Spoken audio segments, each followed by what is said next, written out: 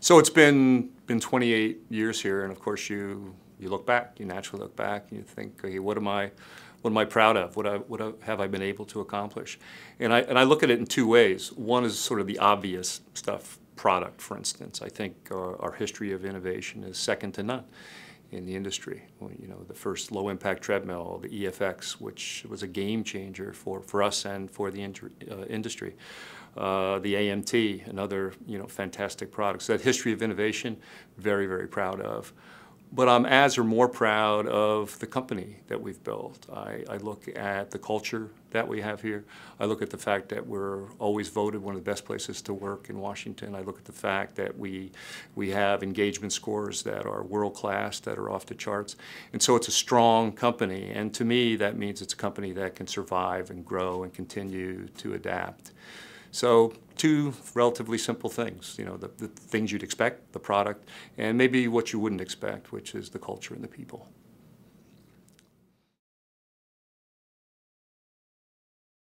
"28 years ago when this business started, I think it was a pretty simple business.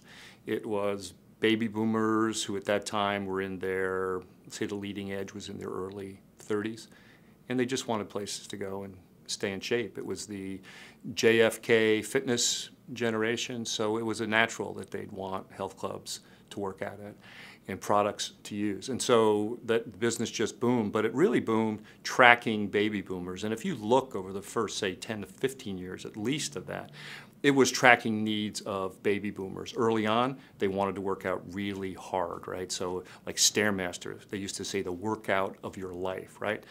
Then it got to be getting to the 90s, and people are knocking on the door of 40, 42, 45, and maybe the knees aren't functioning quite as well. Enter the elliptical trainer. So now I can still work out, but my knees don't hurt so much.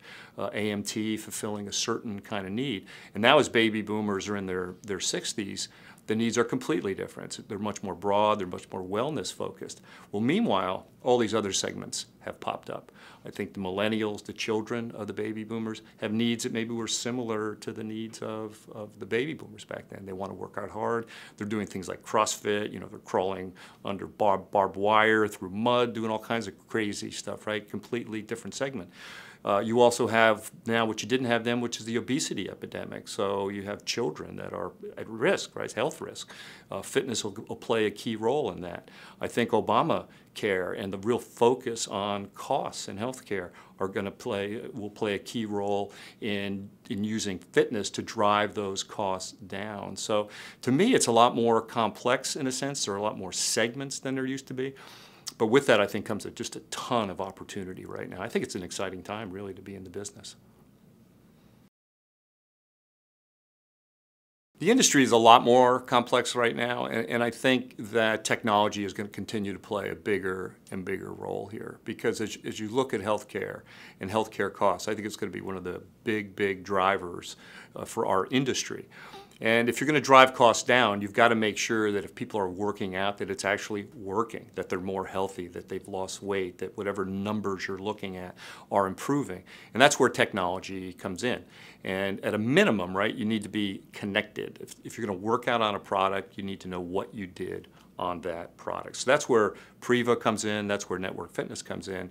If you have an account, you work out on the product, it knows you were there, it knows what you did, it connects with the cloud, we can capture that forever. If you work out someplace else, you can use a Priva app, or you can use any number of other apps that work with Priva. So technology, I think, will be a big driver going forward in this industry. Why retire now? I'm 62, a lot of people retire at 62, first of all. So it's nothing unusual. Something I've been considering for a long time. And I feel in my heart that there's another adventure out there for me eventually. I want to take a little bit of time with my wife and my family. In the 28 years I've been here, I've been away from home for 3 of those years. Those numbers are compliments of my wife who calculated all that, but literally away from home for 3 years. And I think I owe it to her to spend a little more time. But I think there are other contributions to be made, and I know that they're out there, and it's exciting to think about what that next phase is going to be.